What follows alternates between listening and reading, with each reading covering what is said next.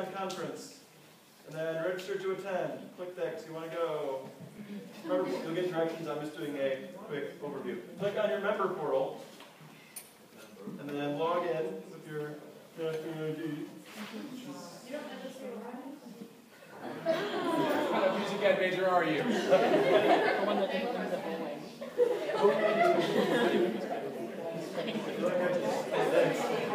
All that matters. All right. Hey Jake, can I say something real quick? Yeah. It's not NAFME, it's NAFME, and I don't want to be the organization that calls it NAFME. That makes us sound unintelligent. Alright. It is now NAFME. Formerly NAFME, formerly MENC. Alright. So, thanks. So after you log on to your member portal, in the very top left, you'll see something that says Professional Development Conference. You can click that and log in. It's pretty similar to how you registered for NAFME. I can't show you that because I already registered. And then, if you go to this membership tab, you can access your digital triad. In the past, I believe we're going to start getting these just in digital format. They're no longer going to be in print. That's going to be a change this year. So if you log on your portal and click here for the digital triad, the October issue is not available yet, so we can't play it. Alright, that's the end of that. It's going to be on the stage. Question in the back. Yes? Do I have to register for conference, or is it an option?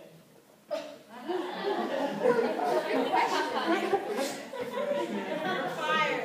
Sometimes people think it's an option. If you are a member of this organization, you must go to conference.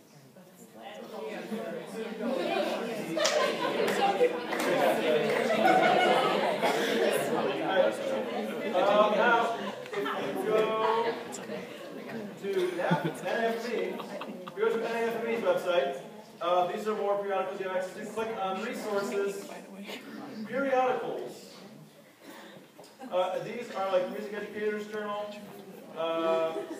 Journal of Music. All these journals we have access to, but we haven't been using them. Some of you in your classes, especially Professor Joss's class, you'll be required to use these journals, which is why I'm showing you how to access them. So NAFME's website and OCMEA's website, OMEA's website. All right. Speaking of convention in February, it is February 6th through the 8th. It's Thursday through Saturday. We do provide you with hotels, so you have a way to do that. It's a 2-night hotel stay. We will be asking you around November if you're going to be needing a hotel. A lot of people, to save money, they will stay with a friend at Ohio State or Capital, or if you live in Columbus, you can stay with your parents. It helps us save money, it helps you save money. All these fundraisers that we're doing are helping to pay for the hotels. So, yep. Right, and we do, this is our first general meeting. Technically counts as a second because our first one was the picnic. This is our first formal meeting. We have these once a month. The next one is October 27th. After that, it's November 2nd. The next workshop is November 9th with Dr. Edwards from Ohio Wesleyan. You get more information about all this in the October newsletter coming to you in a week. All right, and I think that's it. Ryan, I just have to show you something on the blackboard, and then I'm going to turn over to Professor Goss, Dr. Marshall, and Professor Vance. All right, this is your blackboard. It's lovely. You click on your OCMEA organization tab. You have all these fun things on the left. If you need to email someone in OCMEA, you can click email. And then all these are here. If you need to email everyone in the organization, you can click all users. If you need to email your committee, you can click your select groups on the bottom there. Here's all of the committees, all the committee minutes, things that people discuss in their committees will be available there. The executive board, all the people who are leadership in OCMEA are listed here. If you need to get in contact with someone, you can find out their cell phone number or their email. If you want to stalk them, it's all there for you. Executive board documents. Once a week, the executive board and the committee chairs, we have a meeting. That's once a week. All of our meeting minutes will be available in this folder. So if you want to know what's going on, things that we're talking about, you can find out as well. That's there for you. Web links. There's just things, orchestral work, Cleveland chapter, all that information is there if you need links. Last thing I want to talk about, all the workshop and masterclass supplements that we have over the years are stored here, except for in the past we haven't been very diligent about getting these here. But all of the handouts, like all of the EdList handouts, they'll be available on here. All these videos, there'll be links here to our YouTube channel for you to get a hold of them. All right, and forget what committee you're in. Just look right here. All right, any questions about anything we've discussed thus far? All right, that is it for my end now. Hello, everybody. If you don't remember me, I'm Andrea Ryan. I'm the Masterclass Committee Chair. I'm here to introduce our speakers today. Most of you know them, but in case you don't, we have Professor Dr. Marshall. He has his doctorate from Temple University. He's our general music specialist. He leads general music methods and music in a diverse society and runs outreach programs like Music Play. We also have Professor Joss, who has a master's from Loyola University. She is the head of the music ed department and founded the New Horizons Band program here at UW. And they are speaking about what happens after you graduate from Baldwin University, what grad schools are looking for, and what our options are. So, thanks, Andrea.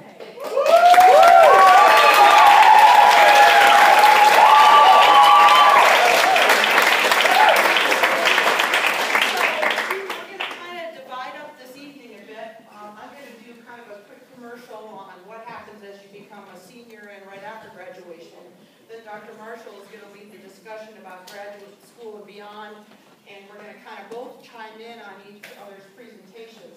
There have been some significant changes in teacher education preparation, and so these are some things that you need to be aware of so that we can ensure that you know where you're headed and what you have to do.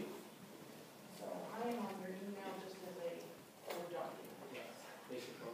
Okay, just so that you know, I didn't know if I told you that. Oh, yeah.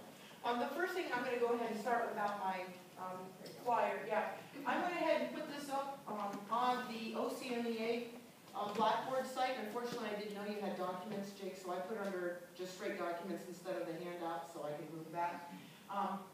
But the big thing you need to know to begin is the fact you need a chair. Do you want me to stay? Can I just do this myself? Yeah, that I can do right now, just like it. Okay. You need to know that the praxis is gone. That's no longer offered, and that the effective September 2013 are the Ohio Assessments for Educators, the OAE. So any of the new folks will be taking those exams. These praxis exams were formerly owned by ETS, Educational Testing Systems. They're now owned by the Pearson Publishing Company. Pearson has a monopoly.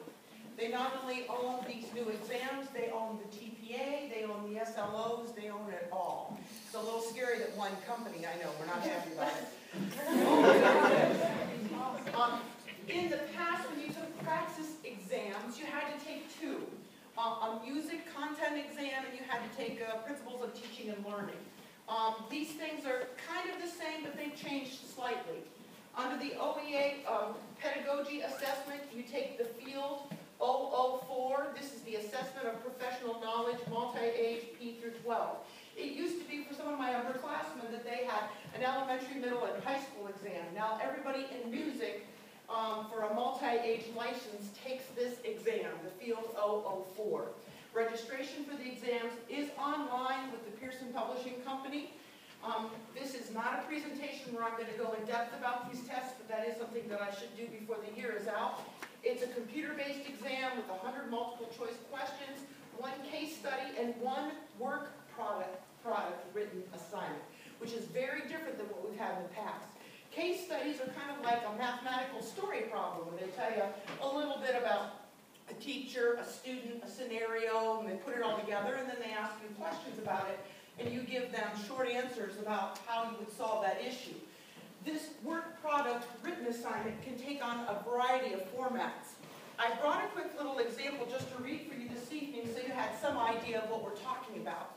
It is not necessarily the case that the work that you're going to do in this assessment of professional knowledge is going to be music specific.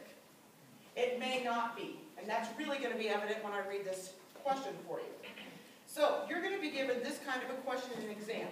You're a new high school teacher. Your principal has asked you to serve on a faculty committee whose goal it is to identify ways to increase faculty collaboration with the school library media specialist. Although the Library Media Center has expanded its resources significantly in the past few years, the Library Media Specialist reports that many faculty members still do not take advantage of the resources that are available. Can you believe this would happen somewhere?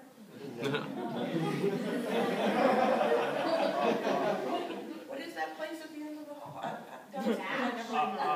Okay. Increased faculty collaboration with the library media specialist is a school-wide goal for the following year.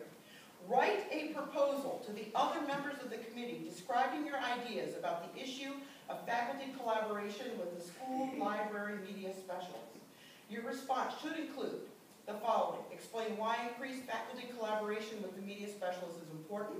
Describe 2 steps the faculty members can take to increase collaboration, and explain why each step that you describe would be beneficial. So the bottom line is that more so than ever before, you've got to be able to write. You're going to have to write for this because this is part of your certification exam, and of course the TPA that you take during clinical practice is a self-monitored electronic portfolio. So you've got to be able to write. So if you feel us increasing the heat on your writing samples in class, you're feeling appropriately, because there's no way you can be able to matriculate through the program without those skills. This is a 180-minute exam. It costs $105, and the passing score is 220. If you look these up online right now, there are examples of what these test questions look like, and there are very specific listings as to the content. The other one is the content assessment. So pedagogy is the how. You're also going to be assessed on the content, the what. Same thing. Field 032, the music exam. 150 multiple choice questions, same deal. 180, 105, and 220. The difference is, for both of these exams, especially when you write short answer or long answer, on the praxis exam in the past, it was really quite easy because the rubric breakdown was only 0, 1, or 2. 2 meant you answered all portions of the question. 1 meant you only answered a portion of the question, and a 0 meant you didn't answer any portion of the question. Unfortunately now, the rubric setup is 0 through 4. So a 3, for example, is a thorough explanation and response to the question. A 4 is exceeds expectations. So that really ramps it up. And so I think in the future we should talk about maybe doing something where we do some of these examples so you can see exactly what I'm talking about. Okay, moving ahead very quickly here. Professor Price, you have a question? Certainly, please. I'm sorry, yes. What's the difference between a case study written assignment and a work product? Work product was you asking, that I just read for you, was asking you to write a proposal. Case study is one where they're giving you a scenario where there's a student that might be having a challenge or a teacher that's having an issue, and given the evidence that they give you, which could be a snippet from a conversation with their mentor, a lesson plan, a description of a class observation, you have to put the pieces parts together. Does that help? Mm-hmm. Good question. Yes? Is this still like the practice, like where you take it online or like on the computer at the place, and then like, so when you're doing a case study, it's like taking... It's all in. They're both computer-based tests. And remember, with the music one, there are oral examples. Okay. So by virtue of that, in its time, that does indicate what the pacing of the test is. In the past, and I haven't broken this down, I get pretty much, you got, if you look at it, if it's 150 multiple choice, you get a little over a minute for each question. And that's how it runs. These are good questions. Anything else? Yes, ma'am. In the past with the praxis, we could have taken it in Pennsylvania and it transferred over. How does that apply to the new test? The same is true. Okay. The same is true. Yes, sir. So You got your hair cut. I did. We always celebrate when Louis gets his hair cut.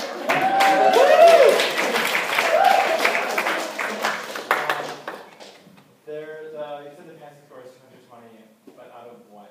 Do you know? That they did not list as of yet. And we have talked to a couple teachers. Yeah, this is all we got. We talked to a couple teachers who took the test in an effort to try to make sure that the questions were appropriate. And there were some concerns initially about some of the questions being more philosophically based on a specific methodology or individual's opinion. So, for example, one of the questions where Jay Wardeska had a concern about is that it asked you, what's the best way to teach improvisation to young instrumentalists? And the answer was 12-bar blues scale. But that doesn't happen to be the manner in which Jay teaches improvisation to young kids. And so that was a question where all the teachers that took it threw that one out. But one of the things that I hope to share with you as time goes on as we take the exam is to be able to demonstrate for you, you need to learn every test before you take it, and so in a manner such that you'll be able to give the answer that they're looking for, if you know what I'm saying. There was another question, sir.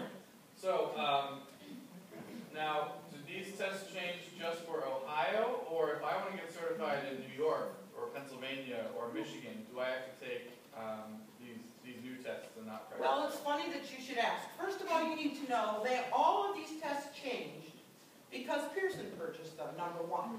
Number two, the next portion of my slide here is telling us what are the state, oh, come on. Should be control, what? No, open right behind you. Yeah. Oh, that was on the- okay. So here is the 50 states, and these are all links. And it tells you the requirements for certification in all 50 states. So you can go through those and get the kind of information that you need about trying to do some reciprocal things. In the past, and it still remains to be the case, if it's your intention to go back to Pennsylvania and teach, you're a dyed-in-the-wool Pennsylvanian, you're going to want to start checking out what those requirements are now because they always require over and above everybody else. Yes? So I know that those of us who've already taken the praxis are grandfathered in, correct? Mm-hmm. If we were going to get registered in a different state, are we still grandfathered in? Oh, yeah. Oh, yeah. Mm-hmm. Okay? I'm speaking a little bit because we have so much stuff to cover and I don't want this to take up. That's not it. That's not it. Save me, Justin. Maybe go away. Oh, there I am. Thank you, dear. Okay, I'm not going to read this whole handout to you. I tried to make it something worthwhile. You are going to want to print it out or keep it. The next big thing is this lists further information about certification and the average salaries in the respective states. This is a great site that gives you background information on the communities and the school districts because you need to go into those interviews knowing something about that. One of the things that really affects Dr. Marshall and I is your request for a reference or a recommendation. It affects our personal lives in very ugly ways. So, number one, when you're asking us to do something like that, we take them in the order that we get them. And if you say, I hope this isn't a problem, but it's due day after tomorrow, that's a problem. I'm just saying, there's so many of you and there's only 2 of us. First of all, you need to provide us, if there's not an electronic form, with a self-addressed stamped envelope. You come to us with that. And it's already addressed. You do the legwork. Because I'll tell you, if you don't make it easy for us, it's going on the back burner. Second of all, you've got to give us a printout of what's the description of the job or the scholarship that you're looking for, and give us the specifics of when this is due in a reasonable time frame. And yes, you're probably going to have to stalk us both. There's just no way around it. Those of you who've gotten letters from me, it was stalking. Every day, twice a day. And I don't get mad, I need the help. Now, we also need some semblance of a resume, because we can't possibly know all the things that you've done. So it really helps us and demonstrates that we know you a little more thoroughly than maybe what we do, in order to ensure that we can write a letter that's informative. Now, there's other things here that don't need to, there's some job sites. One of the things that Dr. Marshall started, it's a group of students a few years ago, I believe in seminar you started it, was by establishing a senior class Facebook page for jobs. It has been extraordinary. We can get the information to you the quickest that way. Anytime somebody hears of something, and boom, they can apply for it right away. but we've learned a couple of things. You know, we ask you, and this is in closing, Butch, so I don't want you to get nervous, but we ask you to please stay in touch with us. Because he's like, I have so much to say. And he does. Please stay in touch with us so we can help you for a job. But I want you to hear me clearly, and I want you to understand the spirit in which this is intended. We had a couple of students this year. I'm sorry, but this really rubbed me the wrong way. We had a couple of students, one that graduated 2 years ago, I think, one 3 years ago, had a job and got rid of it. And they sent us nasty notes and said it was our responsibility to get them a job. I'm telling you right now, it's not my responsibility to get you a job. Does that behoove the entire program in the institution? Yes, it behooves you. But you have to ask us nice. So if you're out there and had a job and you lost one, don't expect me to be, my priority are my kids right here and now. Everybody gets the bulk of that support when you're graduating from this program. And we go on record to say, we still have kids that are kind of in our pocket here that we know if something else opens up, then they can get something that's full-time. But this entitled thing is just, you need to check that at the door, because that was just crazy, and it's happened twice. You owe me this. No. Sorry, I don't know you, Jack. So, now, a couple things too in closing. When it's a recommendation or a reference letter is just a generic letter that's going to say, hey, you know, I know this person, and it's just an accounting of our relationship. A letter of recommendation is a little different because we're writing towards a specific position. If you ask me to write you a letter of recommendation, I'm going to tell you what I'm going to put in it, and I'm going to give you a copy of it. This is just my philosophy. I think you're the same way, aren't you?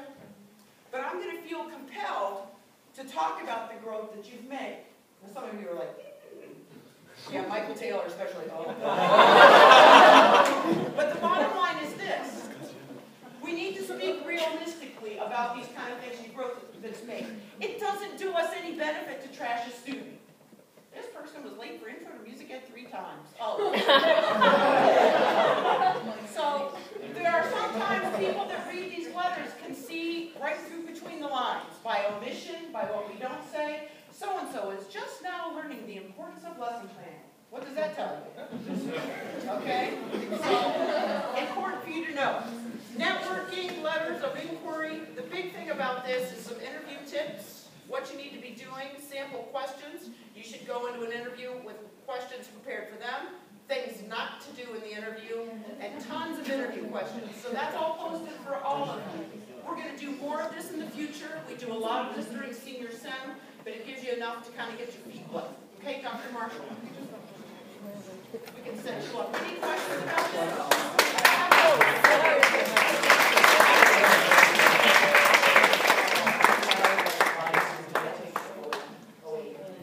Oh, good question, Dave. He asked about when should you take the OAE. You need to be registered for the OAE in order to be able to student teach. Okay, so you need to be able to be registered before you student teach. Some of the kids choose to do it right at the tail end of the junior year or the beginning during student teaching. I will tell you, because it's so different, you may choose to take each of them on a different day. We don't have enough knowledge about this exam yet to feel comfortable to say go ahead and take them both in the same day, because they've changed. So just to be safe, let's split them up until we can take the exams. Yeah. Okay. Anything else? Okay, Dr. Marshall, sir. So, I think we did this 3 years ago. Yes. When the current seniors were freshmen, but you probably weren't even thinking It was a little along early. those lines at that point. They weren't So, thinking at all. so this seemed to be a good time to review this. What happens after this degree? So you may be thinking about, how do I keep learning? What would I do? Why am I going to keep learning? Do I tap? Oh, I do this.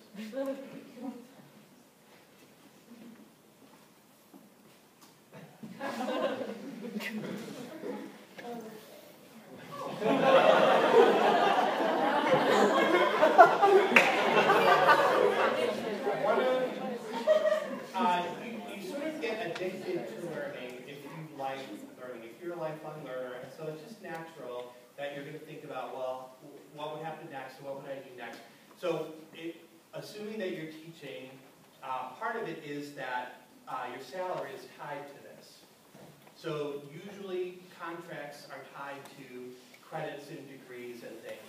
And you can go on most school districts' websites and find their contract or find their salary schedule. And you'll see this enormous Excel sheet that has everything laid out and explains how this works for different districts. And that's something you want to look at before you sign on. So sometimes there are definite steps and raises depending on credits and degrees. I keep separating those because in some states you have to have a degree to go to the next level, or you have to, and in some school districts you have to have a degree to get the salary bump. In some places they'll give it for every credit you get. In some places they'll give it for batches of credit. Like when you get 8 more credits, you get a little bump. When you get 8 more credits, you get another little bump. It just depends. Everybody's different. It just depends on how their union negotiated this for them.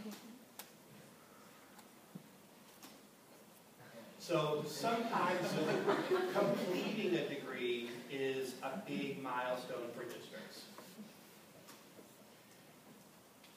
So the reason that, this is one of the reasons that we have the summer program, because schools require constant learning and constant upgrading of your skills as you teach.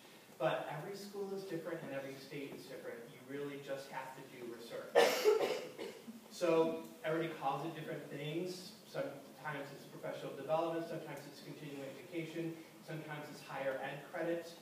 You'll see when you go to OMEA, you'll see people run up to us after a presentation and get signatures on a piece of paper. That's because they're getting professional development or continuing ed credits for being at OMEA.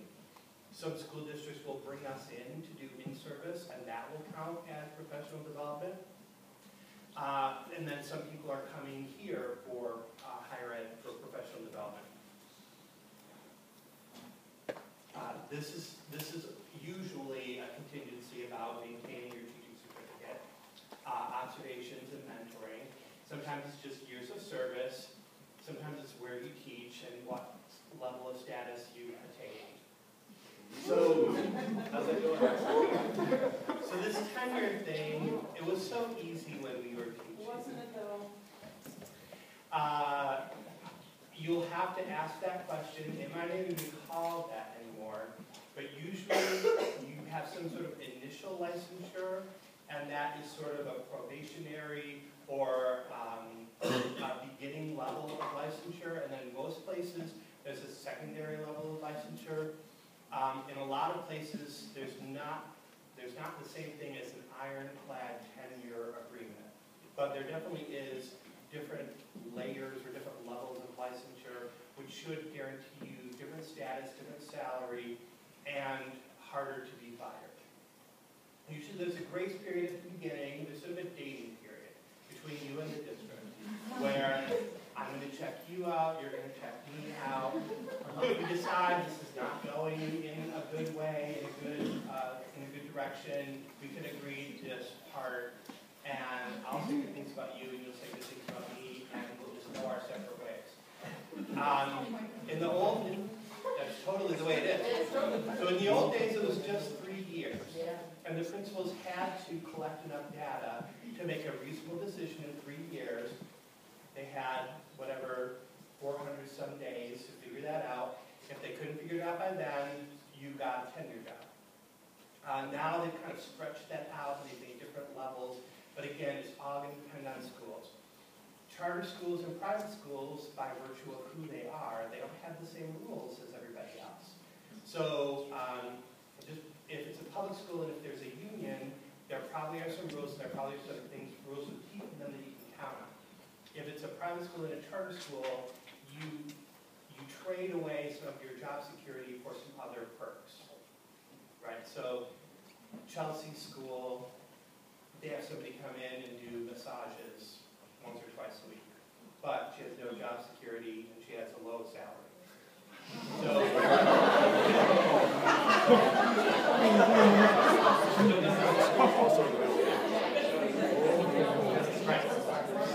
And Jack, where's Jackie? Jack stands for a cheater.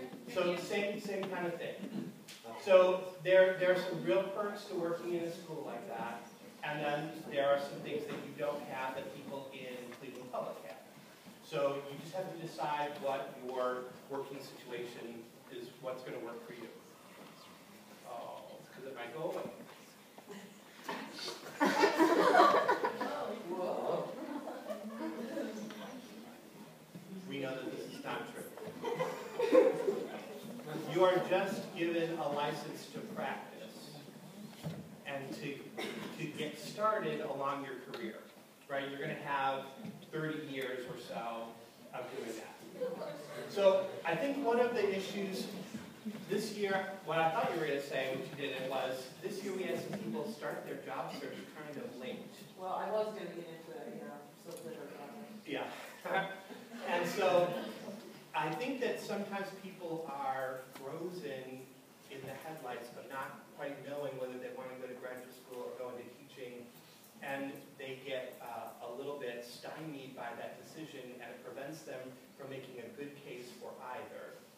You have to sort of make a decision early in your senior year if you're going to do one or the other, because they both take a lot of preparation.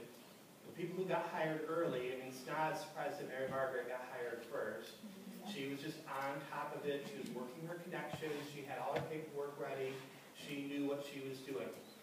I was in my shorts and tank top on the beach, giving her a call of recommendation during spring break week to this nun.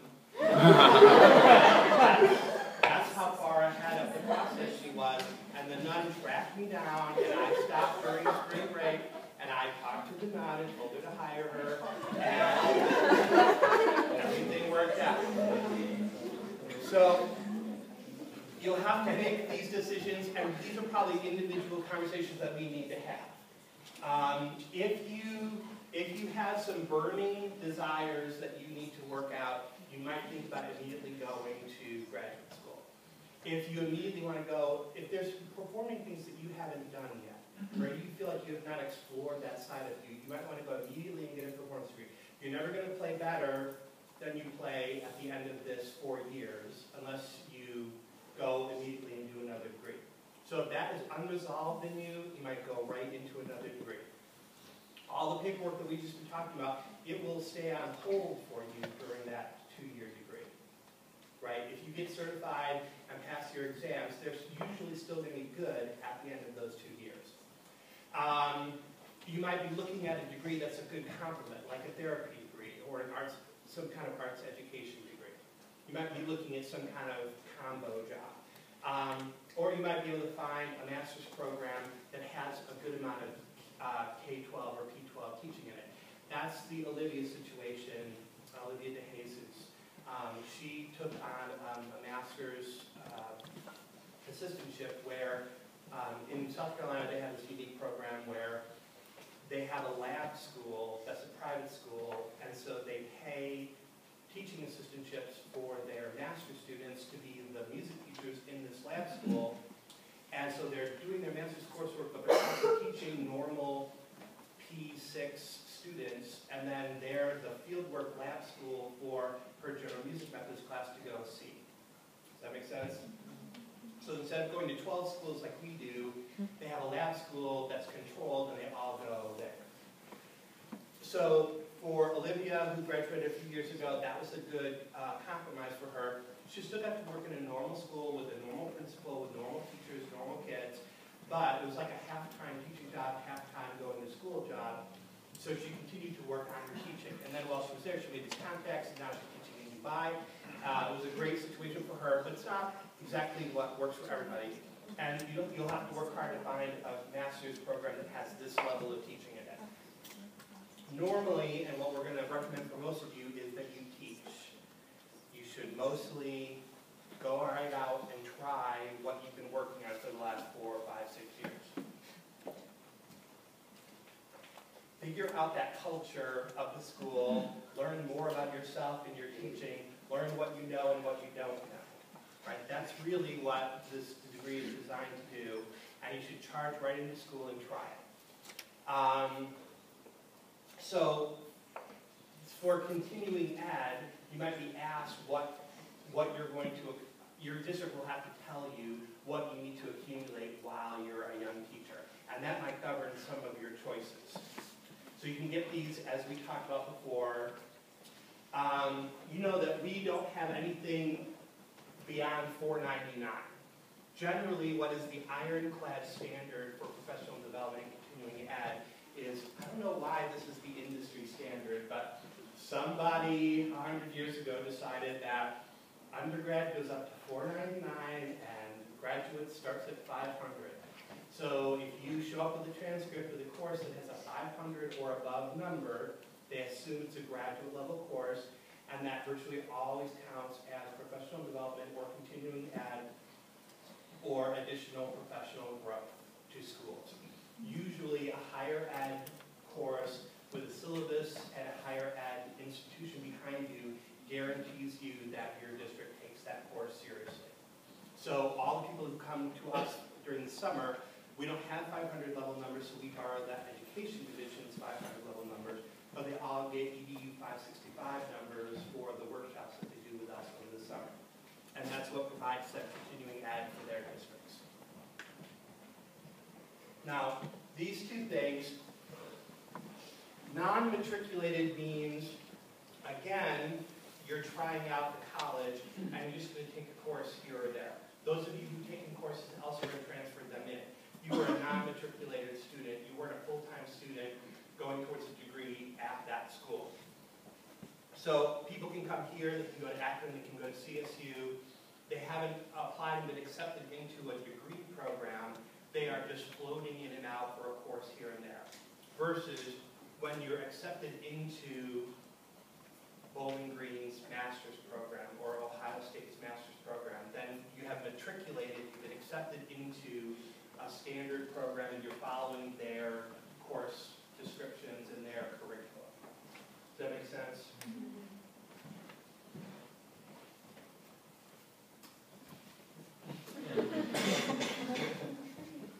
It's really important that you keep everything. So especially if years go by, it's important that you keep all these recommendations, that you keep your test scores, that you keep your transcript, that you keep your certificate. If you're going to apply, so going back to Chris's question, usually if you're certified in a state, all the equivalent requirements that were required for another state are satisfied. Once in a while there might be some little extra thing, but usually that covers you. So if you got certified in a praxis state, then you are equivalent to anybody else who got certified in a praxis state. Michigan has its own test, California has its own test, you'll have to take their test. So the people who got certified praxis, any state where praxis is good in 2013, 2014, you probably are good at it. But you have to save all that paperwork. You have to save your scores, you have to save your certificate. I still have my New York State certificate in a little frame. You have to save all that stuff. The people who are going to take new tests, you have to save those test scores because they're going to count for something later on.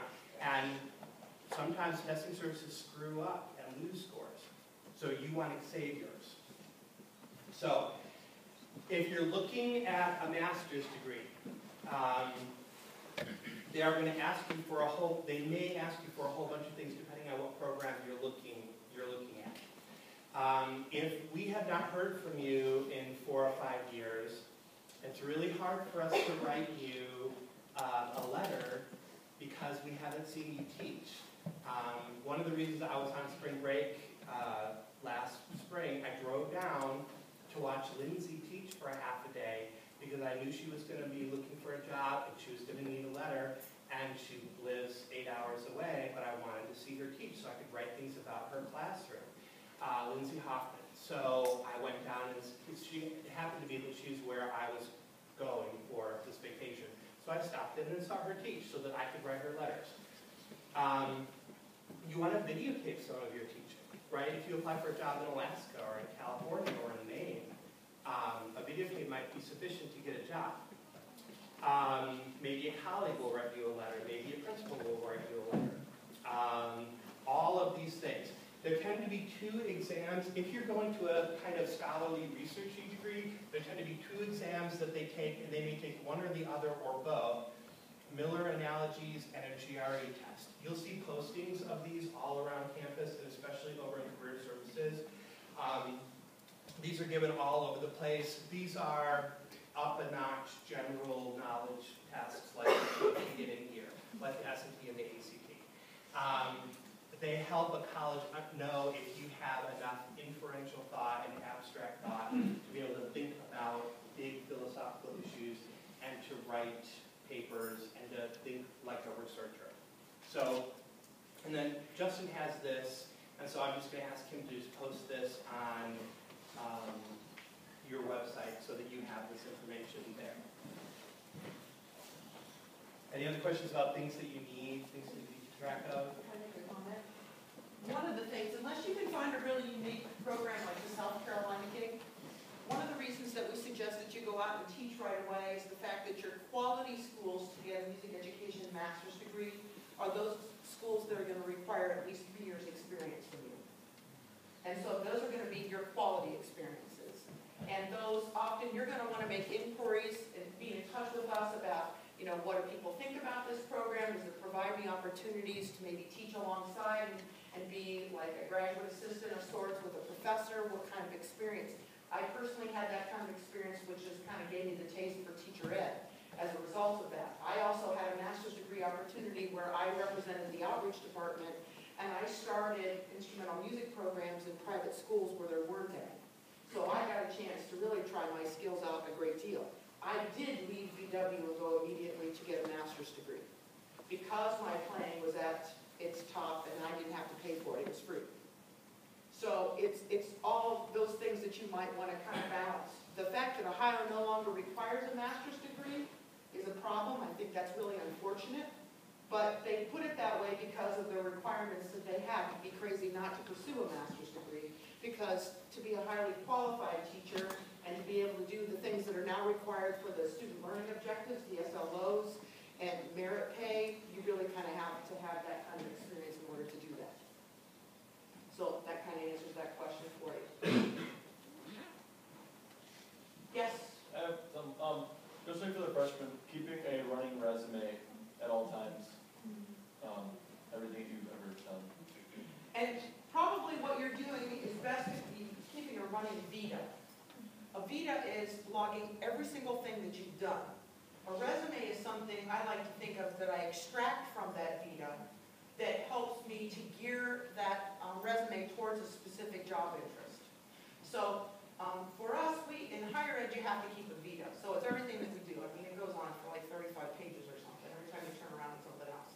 But for a resume, often when people are having difficulty getting a job, it's because they're including the same old resume that they have and not changing it based on what the job description is. And we found with some of our kids, we found a little bit more generic lately, just because we never know in a job interview where they'll say, well, we're looking for a choral person, but the truth is we got a couple of band classes we'd like to have them cover. And we like the fact that we had to include that in there too, so you're on people's radar for that. BW applicants are known as the students that can do everything. We've heard that a number of times from faculty. I would also say, and it's jumping ahead a bit, but please keep in touch with us too also as you're considering doctoral programs.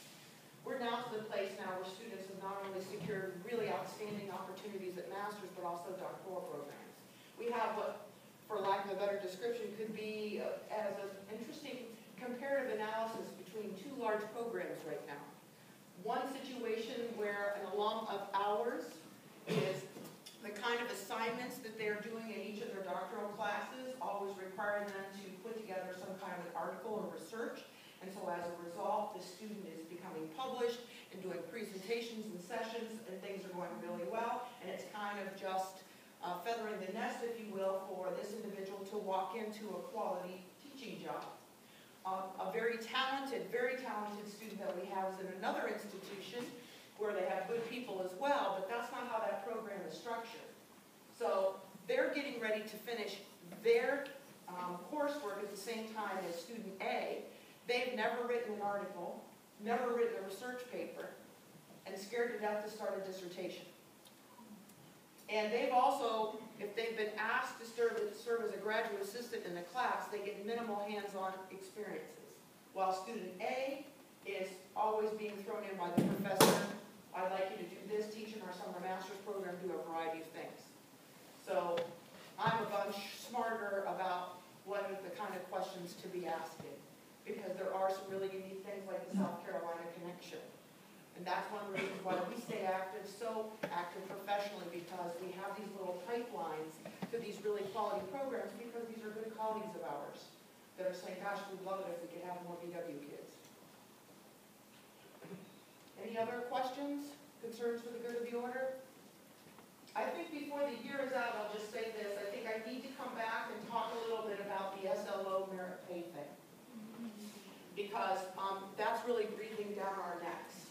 And so just to give you an idea of enough to be dangerous, and I'll make it fast, is that merit pay is a system where, and we usually get excited about this, but I'm not so excited, to be honest. Everybody works at the same salary level that Dr. Marshall described, but based on your ability to provide evidence that your students have increased in their knowledge and experience and abilities to a certain degree, you'll have the opportunity to be considered for extra merit pay as a result. The pitfalls of that are multiple. One is that you've gone from maybe one or no observation from your principal to a minimum of 5 throughout the course of the year. Some school districts 9. And 3 to 4 out of those 9 are walkthroughs. That means at any given time, a principal can walk through your classroom, take notes with no context as to what's going on, and determine whether that was a positive or negative. This is often attached to your evaluations as 50% of your consideration for merit pay. The other 50% is your ability to do and to design and execute an SLO, a student learning objective, taking 2 of your classes, selecting something from the curriculum that is at the core of what the students need to learn, giving them a pre-test, setting very clear objectives and assessment and evaluation standards, teaching over time, assessing them again, and being able to document, based on the standards required by your school district, not by the state, that each one of those kids has made significant progress. It's that data that you have to present to the school district for consideration. So it's 50% individual eval, 50% SLO. It's become a little more complicated now, because now, for example, Leah Forrester has 50% personal eval, 40% her own SLOs, and as a school, her school decided that they wanted to write a school-wide SLO on reading. So not only does she need to teach towards her music outcomes, but she also needs to teach towards the reading outcomes of the school. Her ability to meet the reading outcomes will affect her ability to get that extra pay. So it's not meant to scare you, it's all good teaching. But the message should be coming across very clearly. You've got to be able to write, you've got to be able to express yourself personally, interpersonally. You have to have a strong idea about what it means to teach in a quality fashion, with assessing and documenting to be able to demonstrate that you've really taught what you say you have. So, you may have some other things to cover. So there's a bunch of flavors of master's degrees that usually all work for what we do. You don't have to have a master's degree just in music education to attain that level of mastership in your district, as long as it's in a related field. So there's Master of Education, Master of Music Ed, and Master of Arts. Different places have grown in different ways, and they just call things differently. Usually, this means you're going to have more education courses and less specific music courses. A Master in Music often means that there are some performance elements and maybe more theory and history, and maybe not quite so much education. Master of Music Ed probably means it's a straight music ed that's really focused on music ed most of the time. A Master of Arts degree might mean that you're in an arts and sciences college, so it might be a more diverse degree. You might be thrown into courses with other dance educators, arts educators, things like that. Usually, a master's degree is 30 to 36 hours, Now, there's a lot of schools that offer summer master's programs. So you take a 5 or 6 or 7 week course load just during the summer, not during the school year. The drawbacks there are there's no undergrads. So there's no ensembles and there's almost never any private study. It's just workshops and courses like what we offer during the summer. Once in a while you find a place that's big enough that they can make an ensemble out of the student population that they have, but not usually. It won't feel like this. It'll feel like you're at summer camp. Summer camp for music teachers. A full-time during the school year master's means that you would be course assistants for a bunch of courses, you would take master's level courses, and you'd be around the undergrads and assist with the undergrads. You might want to think about what the ultimate goal of this is. If you think that you're going to do an advanced degree, if you think you're going to do a doctoral degree, you want to go to a master's program that has you write a thesis. Because you ought to have a little experience writing some kind of research paper. Usually the thesis of your master's is something like the preliminary study that will lead to a dissertation. If you aren't interested in a heavy-duty research doctoral degree, then maybe find something that's a project-oriented master's degree, or something that results in an article or a presentation at a conference, not a full-blown 200-page research thesis. Right? But you have to think long-term in order to find the right thing. There are master's programs that have 2 tracks. They have like a practitioner track and a research track. And you can decide which one of those that you want to do.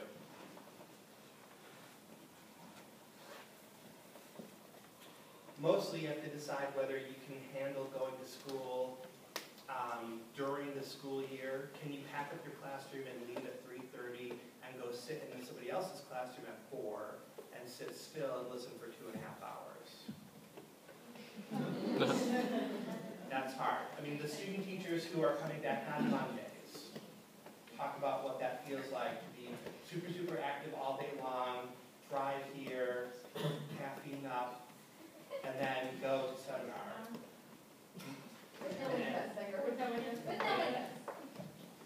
It's hard work to make that transition. It's very hard work for me. But some people can do it. But mostly, if you go during the school year, you mostly leave your teaching job and go full-time. In the past 5 years, a ton of people who got ripped from their school jobs all flooded back in to do graduate degrees. So this was a convenient choice for them. There's this weird middle degree called a specialist degree, which is the master's plus 30. Usually call it a specialist degree. A lot of school psychologists, a lot of administrators have this degree because the other 30 credits gets you a bunch of big pay raise. So a lot of people have this degree. If you are looking at higher ed, or if you just want to know more stuff, you go for a doctoral degree. It's called the terminal degree, not like having a terminal illness. It's called the terminal degree. I have a terminal illness called smartness. So you have a terminal degree, and that means I've reached the end of the line in my profession. Who is it? An MFA, Master of Fine Arts, is a really hard, comprehensive degree. That's the terminal degree for fine arts people. But most people have doctoral degrees as the culminating thing. It's usually 60 hours. It's very different from place to place. But you kind of want to think about this end product because it might shape how you do your master's and how this all works. So I'm sorry Professor Vance can't be here because he could speak to the DMA. DMA tends to be a more performance-oriented degree. It's what performers, conductors, players, that's what usually they get. Doctor of Musical Arts. EDDs, some places they're really challenging, some places they're kind of lighter degrees. An education doctorate and PhDs, Doctor of Philosophy, that's usually what people are looking for. That's usually the big, full-blown, write a book, music ed, doctorates are 3 to 5 year commitments. What is it? Divinity doctorates, the average is like 15 years. I mean, they're really, some disciplines are really scary long, how long it takes to do a doctorate.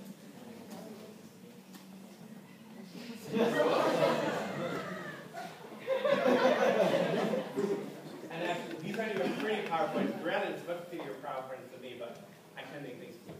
Yes? What's your personal opinion on getting your master's in regards to during teaching, while you continue to teach, or stopping and going?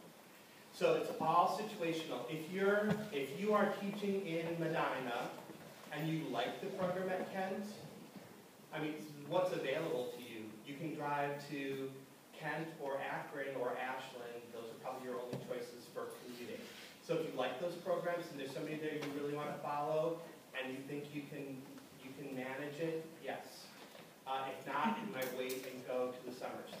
This is one of the reasons why you're at OMEA. This is where you should be stalking graduate instructors. You should be going to the poster sessions. That's where graduate students show their work. It's stuck off in some back hallway somewhere with some nerdy people sitting around looking at little science posters going,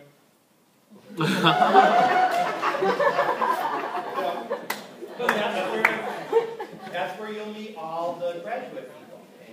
So you want to look for those people with letters after their name and maybe go to a couple of sessions like that and check out somebody from Ohio State. Ohio State's got some new faculty this year. Thank God. And check out some people there. Check out some people at Kent State. Check out one of my friends from MSU, Cindy Taggart, is going to come to OMEA. It would be great for you to hear her speak. Chris Zara from Houston is going to be here. It would be great for you to hear him speak. So when you are around in proximity with those people, that's the time for you to check them out. Liam meted and greeted everyone who's anyone at Midwest last year. Liam and Jake. That's where you find all the big shot people in the band and orchestra world. So if you really should have a sense of, am I going to connect with that person? Are they selling what I'm buying? Is that the kind of teacher I want to be? I chose my doctoral school because the person who was my advisor there, I watched her present, and I thought, I want to learn how to present like that. She was fantastic. I loved her musicianship. Like, I want to be like that. So for master's degrees and for, now I did the same thing as Professor Joss did. You probably didn't luck into it. I lucked into a master's degree. I went immediately after my undergrad. It was free. It got me back into the state of New York because the Mitten State was going downhill, down the toilet fast.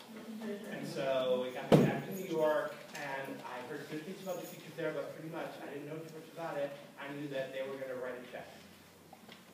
And it was where I wanted to be, so I went there. But it was a good master's degree for me. For my doctoral degree, I really researched a lot and found a place that was a really good fit for me.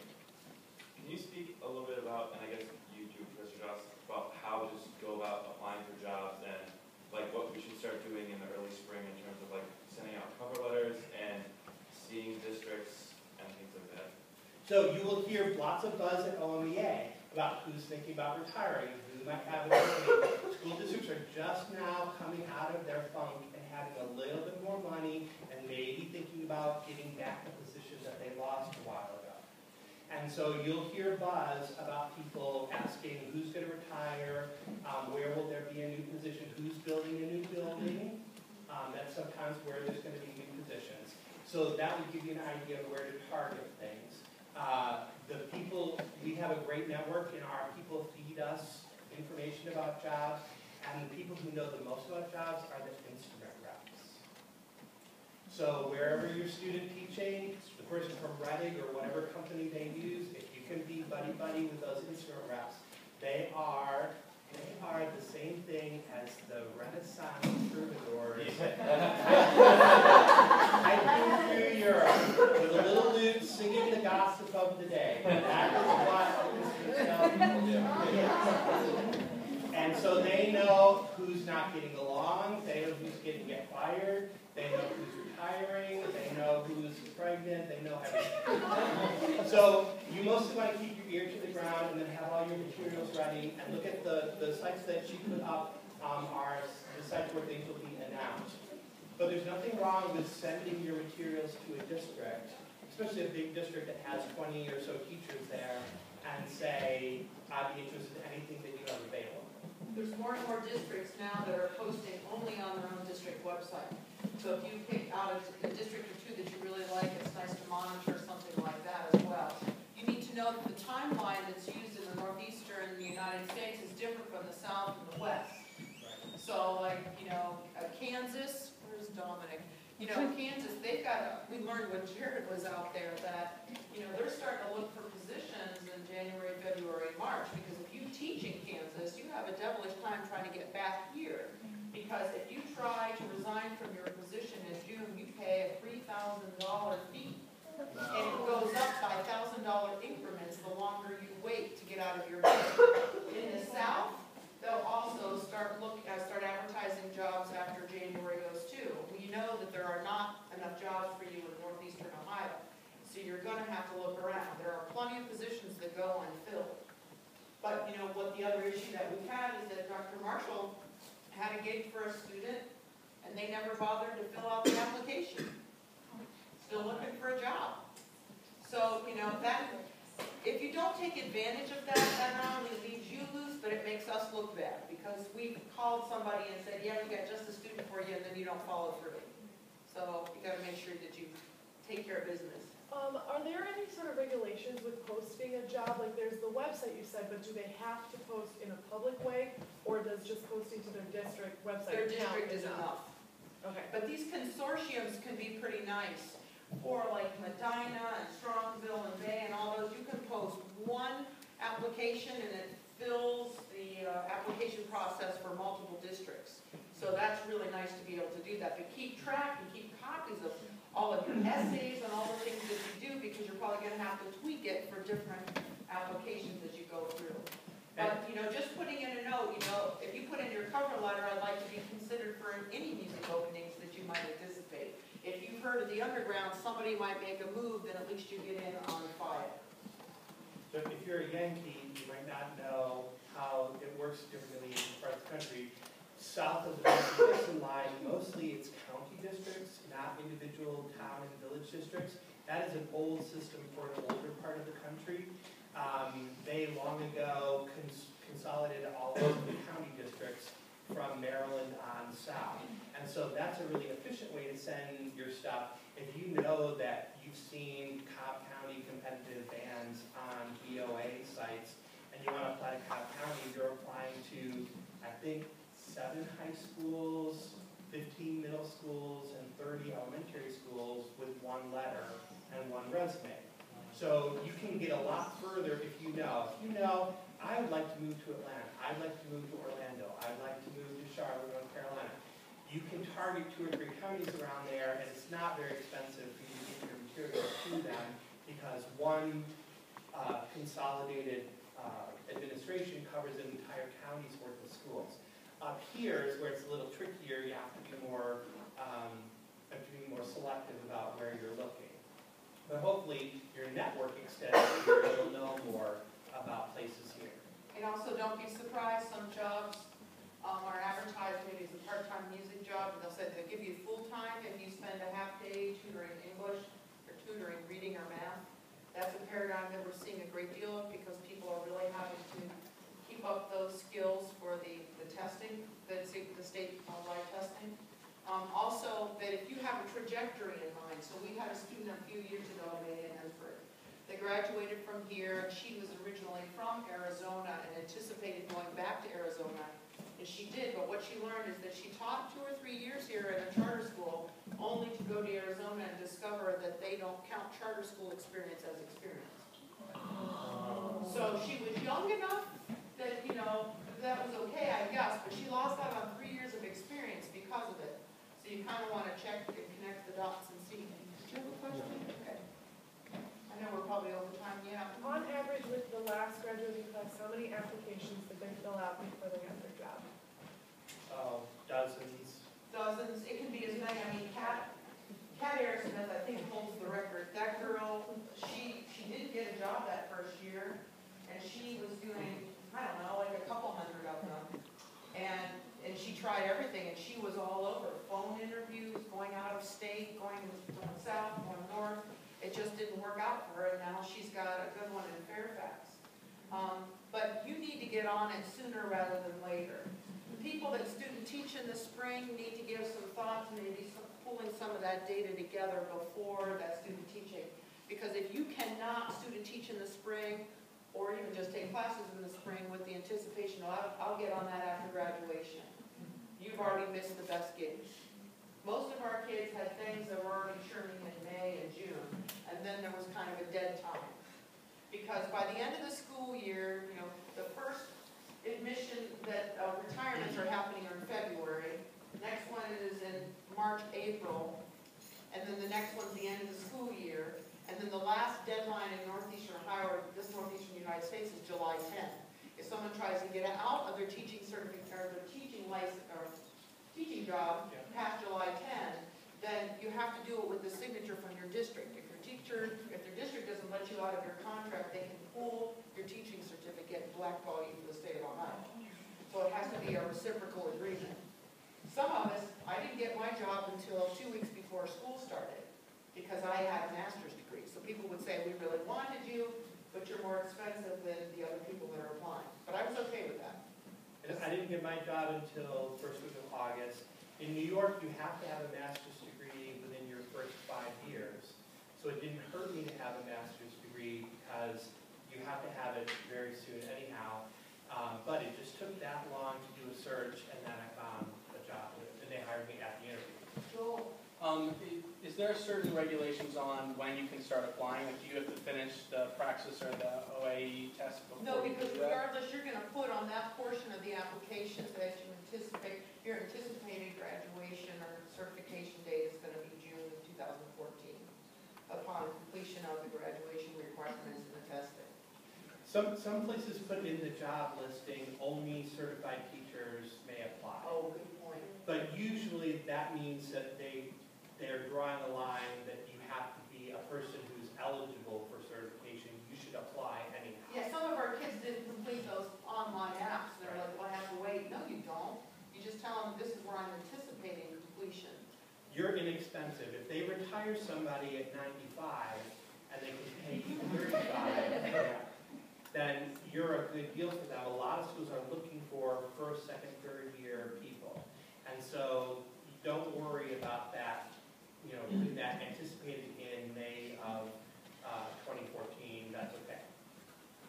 And what percentage of applications are online as opposed to sending? Most of them now. Most of them now. Yeah. How long are the tests you take to get certified good for? So say we go to grad school right after we graduate, is that a process we have to go through again before we You're fine. teach? There's a window that goes through. You have to take the test in order to get your diploma here. Mm-hmm. But there is a window. I want to say it's a couple of years. I think 5 years. Like 5 years are good, and then you can re-up them. Yeah. It's a pretty fair, like your SAT scores were good for a while. It's a pretty fair window of time. Okay. We've also noticed that the kids getting private school jobs are making pretty much the same, if not a little better than some of our public school students. I was amazed by some salaries that came through. So it doesn't mean that you're just destined to have to, be poor. The challenge is, though, with your charter schools is that you can be fired on-site without cause. And our kids that work in those charter schools, some of them have been very crafty and made themselves completely indispensable. What's setting those charter schools apart is that they're always looking for an edge. And our kids that are there have built really quality general music, choral, and instrumental programs. Suddenly, that's something else they can add in the trifold flyer to get people to come to their school. That increases their enrollment. So they went from being a nobody to suddenly being the most important person in the school. But they do tell us on a daily basis, it's not uncommon for them to walk down the hall and watch a principal pull a teacher out of their classroom while they're working with kids and say, you're gone at the end of the day, pack up your stuff. So that's a little different environment when you know as compared to when you have a union behind you. But, you do what you got to do to get the gig at this point in time. You know where to find us. Well, hold on. All right, let's give them a big round of applause.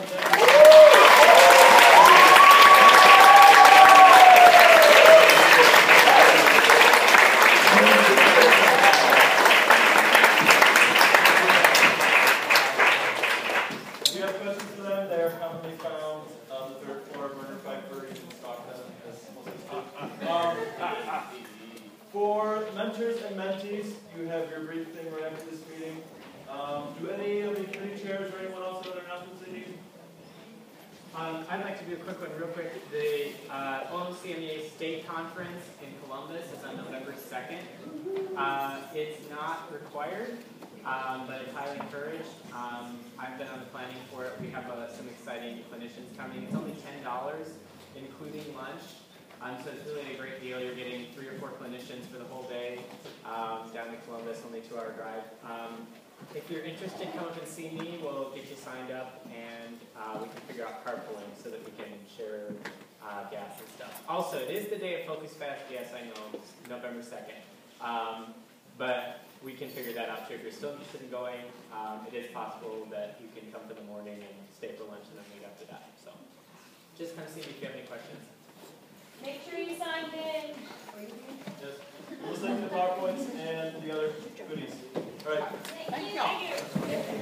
Thank you, everyone. I think it's about enrollment.